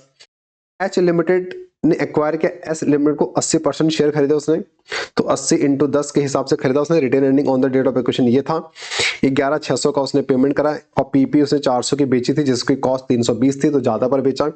तो एनसीआई फेयर वैल्यू पर है। 60% डिबेंचर पे इंटरेस्ट पेबल आप क्वार्टरली करते हैं। आपने गुड्स बेचे उसको 200 के, 20% प्रॉफिट पे आप स्ट्रीम ट्रांजेक्शन है, इसका 50% अभी भी अनसोल्ड है तो उसका आपको हटाना पड़ेगा अदर इक्विटी से। पीपी 5600 की हो गई और इन्वेंट्री 400 यानी 600 कम हो गई और गुडविल इंपेयर हुई, तो डीटीएल यहाँ पर बनता लेकिन टैक्स का रेट नहीं दे रखा है तो डीटीएल की चर्चा नहीं होगी। Very very good. आइए फटाफट स्टेप वाइज काम करें। सबसे पहले उसने कहा सीना बना दे, एस लिमिट का सीना। तो प्री पोस्ट टोटल, प्री कितना share capital on the date of acquisition 8000 और रिटेन अर्निंग 6000, पोस्ट का आपको दे रखा था, ये कहां से उठाया, बैलेंस शीट से उठाया। तो पोस्ट का आपको 4000 का निकला प्रॉफिट, यहां पर किसका, एस लिमिटेड का। प्रॉफिट एंड लॉस में आप देखिए रिवैल्यूएशन हुआ है, रिवैल्यूएशन पीपी का कितना 600 से बढ़ेगा और कंसीक्वेंशियल एडजस्टमेंट क्या होगा, 600 से जब ये बढ़ेगा तो 600 पे 10% के हिसाब से एडिशनल डेप्रिसिएशन भी बढ़ेगा जो कि पोस्ट से आप माइनस करोगे प्रॉफिट से। इन्वेंट्री 600 से कम हो रखी है और इन्वेंट्री आप 600 से रिवर्स कर दोगे। क्यों क्यों क्यों, आप मुझसे बार बार एक क्वेश्चन पूछते थे क्लास के अंदर कि सर इन्वेंट्री रिवैल्यूएशन में ऐड माइनस किया, बाद में उसका सेम रिवर्सल हम पोस्ट में कर देते हैं, ऐसा क्यों होता था। मैं आपको बताता कि बेटे करंट आइटम है और करंट आइटम का मतलब जब इसको बेचेंगे ये किसी और वैल्यू पर बिके, जितने से रिवैल्यूएशन का मतलब ये थोड़ी कि 600 का इन्वेंट्री पीपी आपकी कैपिटल आइटम थी वो आ गई बैलेंस शीट में, ये तो अब करंट आइटम है तो इन्वेंट्री इसी साल बिक जाएगी during the operating cycle period. और किस वैल्यू पर बिकेगी, क्या इसी 600 से ज्यादा इसी पर बिकेगी, नहीं किसी और प्राइस पर भी बिक सकती है। इसलिए जो करंट आइटम आपकी होती थी इनका हम रिवर्स उसी समय रिवर्सल लगे हाथ करते थे, निपटारा कर देते थे। 600 से कम हुआ तो इसका पोस्ट में आप रिवर्सल कर देंगे 600 से। अब बाकी इन डिटेल अगर समझना है तो बेटा उसके लिए तो आपको पता ही है क्या करना होता है, ठीक है। इंटरेस्ट आउटस्टैंडिंग आपका जाएगा कितना, 4000 का डिवेंचर था, 10% का इंटरेस्ट था, एक क्वार्टर 1/4 आपका आउटस्टैंडिंग था, तो आउटस्टैंडिंग को माइनस करें, इंटरेस्ट खर्चा है मेरा। इसके बाद आपने जो एक्सेस डेप्रिसिएशन चार्ज कर रखा था, जो आपकी होल्डिंग ने आपको ना 80 लाख रुपए प्रॉफिट जोड़ के एसेट बेचा था, क्योंकि आपने उस 80 के प्रॉफिट पर भी घिसावट चार्ज किया होगा तो प्रॉफिट कम हो गया होगा, तो अब ग्रुप एक हो गया तो हम उसको एलिमिनेट करेंगे अनरियलाइज्ड प्रॉफिट को, तो हम उस 80 का जो डेप्रिसिएशन था वो वापस से ऐड बैक करेंगे, आपके प्रॉफिट को सही निकाल लेंगे। तो ये आ जाएगा आपका 14,000 रुपए का प्री टोटल, पोस्ट इतना आ जाएगा। अब आपको क्या निकालना है, पहला काम हो गया, यस सीना बन गया मेरा, बात खत्म। अब आ जाओ जीबीपी और कैपिटल और गुडविल निकालने, तो कॉस्ट ऑफ इन्वेस्टमेंट है 11,600 का, एनसीआई फेयर वैल्यू पर है, एनसीआई फेयर वैल्यू पर है तो जब 11,600 आपने 80% के लिए पे किया तो 20% के लिए कितना, तो एनसीआई 2900 का आ जाएगा।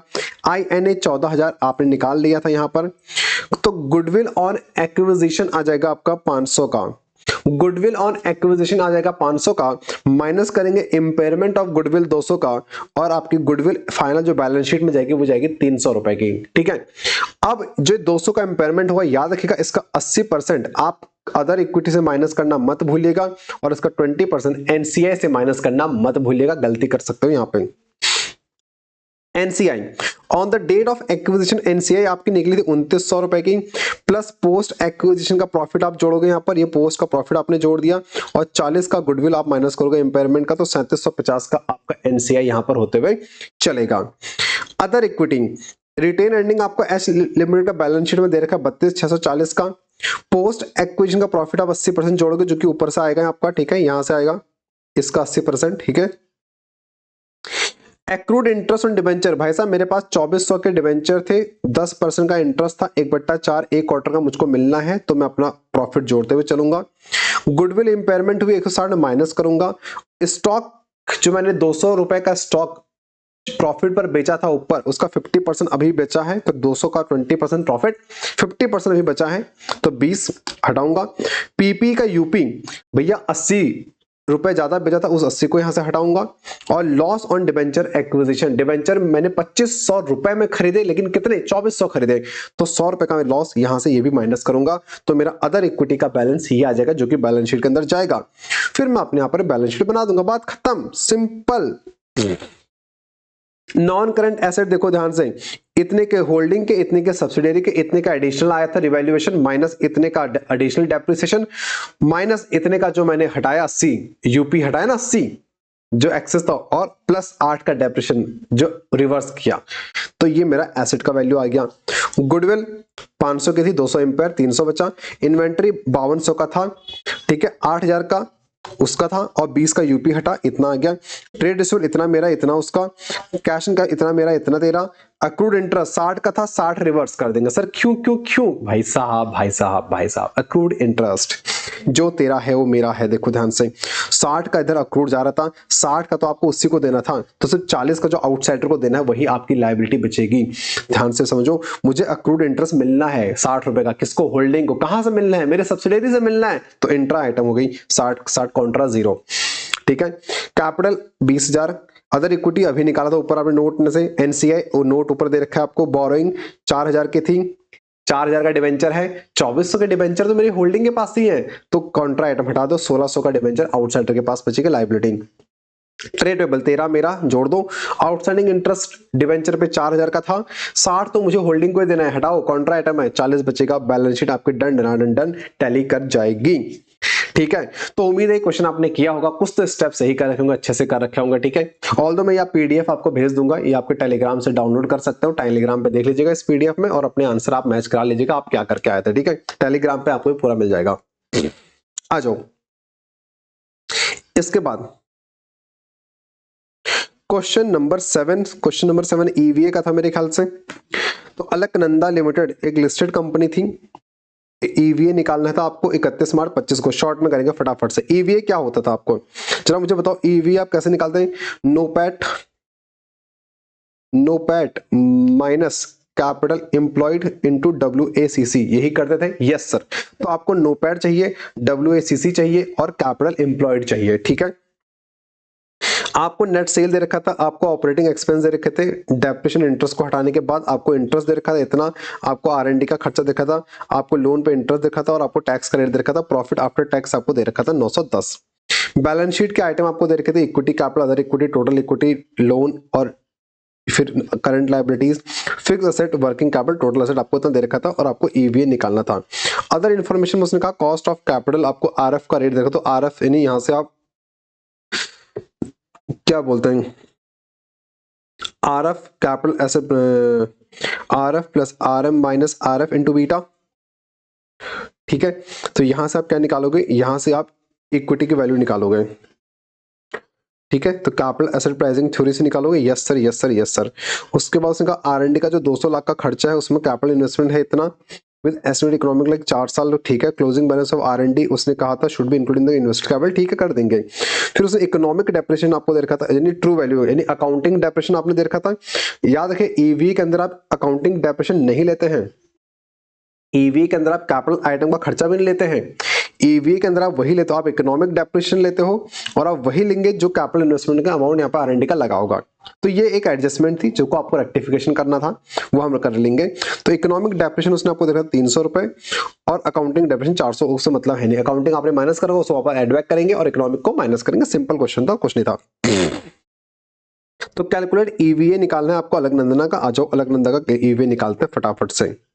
आ जाओ आ जाओ आ जाओ, बस बस बस, खत्म बेटा खत्म, बस इतना सा है। तो ईवीए क्या होता है सर? ईवीए होता है NOPAT minus capital employed into WACC। तो नो पैट कैसे निकालोगे? पैट आपको दे रखा था 910 का, अब उसमें कुछ गलतियां थी। ये नो पैट कैसे आ रखा था? आपने इसमें अकाउंटिंग डेप्रिसिएशन माइनस कर रखा होगा, आपने इसमें R&D के कुछ खर्चे माइनस कर रखे होंगे जो कि गलत माइनस कर रखे होंगे, ठीक है। ये सब हम सही करेंगे। तो आपने इंटरेस्ट माइनस कर रखा होगा, net of tax, interest minus कर रखा होगा, नेट ऑफ टैक्स हम वापस से एड बैक करेंगे। नेट ऑफ टैक्स ये 300 का 70% नेट ऑफ टैक्स यानी 1 माइनस टी आप करते हैं, वो इतना लंबा चौड़ा फॉर्मूला मुझे नहीं आता, ठीक है। इसका R&D आपने माइनस करके वापस से एड बैक करेंगे। अकाउंटिंग डेप्रिसिएशन आपने माइनस किया होगा, मैं वापस से एड बैक करूंगा। मैं क्या माइनस करूंगा? मैं इकोनॉमिक डेप्रिसिएशन माइनस करूंगा। मैं इकोनॉमिक डेप्रिसिएशन माइनस करूंगा जो आपका बनता है, और economic amortisation of R&D minus करूंगा। मतलब कि कितना था वो? 400 था, डिवाइड बाय 8, 5 साल कुछ लाइफ उसने बताई थी, 4 साल लाइफ है, 4 साल तो 50 जाएगा यहाँ पे, ठीक है। तो नो पैट आ जाएगा 1370 रुपए का, नो पैट आपका आ जाएगा 1370 रुपए का। के निकालना है मुझको, तो RM minus RF into beta 16% के निकल गया। केडी 10% है, पोस्ट टैक्स केडी निकल जाएगा 7%, WACC निकल जाएगा आपका ऐसे 2000 इंटू 16 बटा 3000। ये कैसे आप जैसे निकालना चाहो आप यहां से भी निकाल सकते हो, कोई दिक्कत नहीं है। यहां से वेट ले लो, इस वेट से निकालो, तो WACC आपका आ जाएगा 13% का WACC। तो ठीक है, इसके भी स्टेप मार्किंग होती है, याद रखना WACC निकालने की भी। ठीक, कैपिटल एम्प्लॉयड, आप एसेट साइड अप्रोच भी जा सकते हैं और आप लायबिलिटी साइड अप्रोच भी जा सकते हैं, आपकी मर्जी, आप जैसे जाओ। मैं अगर एसेट साइड अप्रोच जाता हूं तो 3200 minus non trade investment plus R&D, कितना बचा बैलेंस शीट भाई? 200 का R&D था, 50 अमोर्टाइज हो गया, 150 बचेगा, तो 3150। टोटल कैपिटल 2000 की थी, लॉन्ग टर्म डेट 1000 का था, और 150 का आपका रेक्टिफाइड R&D कैपेक्स जो आपने माइनस करा उसको रेक्टिफाई करेंगे तो 3150 ये भी आ जाएगा। तो कहीं से भी आप जाओ, एसेट साइड जाओ, लायबिलिटी साइड जाओ, 3150 का आएगा ये आपका क्या नाम है, कैपिटल एम्प्लॉयड। तो 1370 का आपका नोपैड था, कैपिटल एम्प्लॉयड 3150 इंटू WACC, तो 960 रुपए का EVA यहां पे निकलते हुए चलेगा। प्रेम से बोलो राधे राधे। ठीक है, तो ये थे आपके न्यूमेरिकल पार्ट 7A तक। अब 7B तो मतलब प्रभु की कृपा थी, 7B तो बेटा प्रभु की कृपा थी। Briefly explain the various categories of capital as per the integrated reporting framework. कौन कौन सी कैपिटल थी आपके? Financial capital, human capital, social capital, manufactured capital, intellectual capital, याद है कुछ? Natural capital, yes sir. 7 number था, 5 नंबर था? 7 नंबर। हे प्रभु रक्षा कर। 7 नंबर मैंने आपसे कहा था 6 कैपिटल, 6 C's आपकी होती है, एक एक लाइन अंदर लिख के आ जाओ। फाइनेंशियल कैपिटल का मतलब क्या होता है? Pool of funds, debt, equity, capital focus, capital structure. Manufacture capital मतलब human made, plant and machinery, property, plant and equipment, ये सब। ह्यूमन कैपिटल मेरा वर्कर, मेरा एम्प्लॉय, मेरा स्टाफ, तो people, skill, competence and capability. बस इतना ही मैंने क्लास के अंदर भी नोट्स में फाइनल आपको यही लिखा रखा था एग्जाम से पहले। मैंने कहा ये पढ़ के जाना है, बस यही लिख के आना, फुल मार्क्स मिलेंगे, मेरी गारंटी है। Natural capital non renewable energy, land, water वगैरह वगैरह, ठीक है। इंटेलेक्चुअल कैपिटल आपका क्या नाम है? Technology, IT, infrastructure, innovation, knowledge, intangible technology, patent etcetera. Social capital relation with customer, relation with institutions, relation with stake holders, इनकी बात यहां पर होती थी, बात खत्म। और कुछ नहीं लिखना था 7 नंबर में, बस इतना लिखना था, कुछ नहीं लिखना था। ठीक है, कर रखा है अच्छी बात, नहीं कर रखा है कोई दिक्कत नहीं है, आपने कुछ और अटेम्प्ट कर रखा होगा। क्वेश्चन नंबर 8 पे आ जाओ फटाफट से। क्वेश्चन नंबर 8, क्वेश्चन नंबर 8 में briefly discuss the role of PAC। ओहो, PAC वही करता है जो EC करता है। Estimate committee, public account committee के रोल क्या होता है? ये क्या नाम है? CNAG की रिपोर्ट रीड करता है, CNAG की रिपोर्ट को रिव्यू करता है, कहां कहां फंड सैंक्शन होता है उसको देखते हैं, ठीक है। और जो भी बाकी आपका स्पीकर ऑफ द लोकसभा कुछ बोले पार्लियामेंट, उसके अकॉर्डिंग काम करते हैं। तो ये यहाँ 8A तो ये देखो PAC के रोल क्या होता है? Examine the report of CNAG, examine the excess expenditure, spending money by ministry, कितना एक्सपेंडिचर कर रही है, स्क्रूटनाइज करे ऑडिट रिपोर्ट ऑफ PSU, उसके बाद स्क्रूटनाइज करे वर्किंग ऑफ PSU मिनिस्ट्री। दो लाइन इनके अंदर लिख दो। ये अगर आपने सही लिख रखा है तब भी फुल मार्क्स हैं, कोई नहीं काटेगा नंबर भाई, कोई नहीं काटेगा। ठीक है, आ जाओ 8B, how government accounting advisory constitute. भाई किनका स्ट्रक्चर बताना है 5 नंबर में, कि कौन कौन होता है इसमें गवर्नमेंट अकाउंटिंग में, स्टैट्यूटरी बोर्ड में? भैया कौन बताओ? CNAG बनाता है, यस सर बनाता है। कौन कौन होता है? एक डेप्यूटी कंट्रोलर CNAG होता है, फाइनेंशियल कमिश्नर होता है, रेलवे का, मिनिस्ट्री ऑफ फाइनेंस का, टेलीकॉम का, फिर सेक्रेटरी होता है, पोस्ट डिपार्टमेंट का कंट्रोलर होता है, डिफेंस का कंट्रोलर होता है, जनरल अकाउंट्स का, और RBI का डिप्टी गवर्नर होता है। बस ये सब आपको लिख के आना था, और कुछ भी लिखे नहीं। ऐसे आप फ्लो चार्ट में भी इसको बना दोगे तो भी आपको पूरे नंबर मिल जाएंगे। ठीक है, यस सर। 8C में क्या है? उसने कहा 1/4/24 को A लिमिटेड ने 90% शेयर ऑफ D लिमिटेड 10,80,000 की जो फेयर वैल्यू थी खरीदे। अच्छा, एक्वायर के 90% शेयर 10,80,000 में, when fair value of D limited net asset 10 lakh रुपए। तो जब 10 लाख के टोटल एसेट थे, आपने 10,80 में 90% का स्टेक खरीदा, अच्छी बात। During the period 1/4/24 to 31/25 D limited made total comprehensive income TCI 2 लाख रुपए, और 31/25 A limited sold 15% holding to outside for 2 lakh. अब जब उसने बेचा तो NCI बढ़ जाएगा, हाँ है ना, 15% मैंने बेचा, अदर्स को तो NCI बढ़ जाएगा, मेरा हिस्सा कम हो जाएगा, ठीक है। But retain the control 5। अरे बच्चों वाला क्वेश्चन है, आपने सेल ऑफ होल्डिंग करी है, पार्शल सेल ऑफ होल्डिंग करी है। तो देखो यार, 90% पहले था, 15% बेचा, तब भी मेरे पास अभी 75% बाकी है, तो अभी भी वो मेरी होल्डिंग है, तो लॉस ऑफ कंट्रोल नहीं हो रहा है। ठीक है, लॉस ऑफ कंट्रोल नहीं हो रहा है।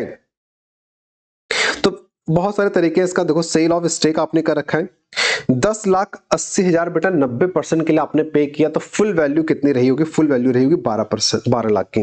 फुल वैल्यू रही होगी 12 लाख की। ध्यान से मेरे पास 10,80,000 में आपने 90% खरीदा तो 12 लाख का आपने इसका मतलब माल खरीदा, यानी फुल वैल्यू कितनी थी उसकी 12 लाख की। 12 लाख में से 15% यानी 180 का आपने बेचा। आ रही बात समझ में? आपको ऐसे करना है। तो ध्यान से मेरी बात समझो, हुआ क्या, आपने बेचा 220 में, तो बैंक में जमा होगा 220, बैंक अकाउंट जमा 220, आपने 15% बेचा, आपको 220 मिला, तो बैंक में जमा कितना हुआ 220। आपके घर से गया कितना, आपके घर से गया भाई, आपके घर से जाएगा, ध्यान से मेरी बात समझो, 15% का स्टेक आउटसाइडर को बेचूंगा। अभी तक एनसीआई 10% था, अभी तक 90 मेरा था, 10 एनसीआई का था। जब मैं इस 90 में से 15 बेचूंगा तो 15 से एनसीआई बढ़ जाएगा ना, मेरे पास बचेगा 75, एनसीआई हो जाएगा 25। तो एनसीआई बढ़ेगा तो एनसीआई 15% से बढ़ जाएगा, मैं 15% बेच रहा हूं तो उतने से एनसीआई बढ़ेगा। एनसीआई इंक्रीज हो रहा है कितने से, 180 से। क्यों? क्योंकि 10,80,000 जब मैंने 90 के लिए खरीदा तो फुल क्या रहा होगा 12 लाख, तो 12 लाख में से 15% कितना हुआ 80, 180, और 180 मैंने बेचा तो उसकी कैरिंग अमाउंट क्या है 15% की 180, 180 का मैंने बेचा, तो 180 का सामान मैंने 220 में बेचा तो मुझे gain on sale of investment हो गया 40,000 रुपए। बस ये जनरल एंट्री, बात खत्म। 4 नंबर इसके हैं और कुछ नहीं करना। हो सकता है दूसरा तरीका, ऑल्टरनेटिव तरीका जो कि स्टडी मैट के अंदर दे रखा है इंस्टीट्यूट ने, वो क्या दे रखा है, वो कहता है 90% एसेट है 10,80,000 के, तो फुल वैल्यू हो जाएगी 12 लाख, और आपने 15% बेचा 180 माइनस बैंक से सेल प्राइस 220, तो गेन हो गया 40। आप ऐसे भी कर सकते हो, आपकी मर्जी। याद रखना दोनों में से एक ही करके आना एग्जाम में, दोनों भी कर दोगे तो कोई दिक्कत नहीं, मतलब एक्स्ट्रा नंबर नहीं मिलेगा, या तो ये करो या ये करो, ठीक है, आपकी मर्जी। आपने दोनों कर रखे हैं, बहुत बढ़िया, एक्स्ट्रा मार्क्स नहीं मिलेंगे, कटेंगे भी नहीं, ठीक है। तो इसी के साथ 8C भी हो गया, और इसी के साथ आपका जो डन डनाडन डन करके जो आपका डिस्क्रिप्टिव पार्ट था वो यहाँ पर कंप्लीट हो जाता है। एमसीक्यू पार्ट के लिए ना, एमसीक्यू पार्ट के लिए मैं अलग से एक वीडियो लेके आऊंगा जहां पर मैं MC 15 के 15 एमसीक्यू आपको सॉल्व करवा दूंगा, ठीक है। और उम्मीद है आपने ये क्वेश्चन ऐसे ही कर रखे होंगे, कुछ तो स्टेप आपके मैच कर रहे होंगे, 80% आपका मैच कर रहा होगा। बाकी जब इंस्टीट्यूट अपना सजेस्टेड निकालेगा तो वहां से आप इसको कंपेयर कर लीजिएगा कि आपके आंसर और इंस्टीट्यूट का सजेस्टेड आंसर, और ये इसमें कोई दिक्कत तो नहीं है, कहीं पर कुछ मिसमैच तो नहीं है, ठीक है। उम्मीद करता हूं आपने अच्छे से अपना एग्जाम दिया होगा, और जैसा भी गया जो गया अब सब बेकार है, भूल जाओ, मौज करो, मस्त रहो, ठीक है। अच्छा, होप फॉर द बेस्ट कि रिजल्ट अच्छा आए, और मैं उम्मीद करता हूं आपका रिजल्ट अच्छा आएगा, और जब भी नेक्स्ट टाइम हम मिलेंगे आप एक सीएमए बन चुके होंगे, ठीक है। तो यहां तक मेरे साथ जुड़े रहने के लिए, वीडियो को देखने के लिए आपका बहुत बहुत धन्यवाद। अगर आपको अच्छा लगे, आपको लगता है कि इन रिव्यू से या इन सोल्यूशन से आपका कोई बेनिफिट होता है या आपको कुछ नॉलेज गेन होती है, तो अपने जूनियर्स के साथ में शेयर करना मत भूलिएगा, ठीक है। चलिए, धन्यवाद धन्यवाद धन्यवाद।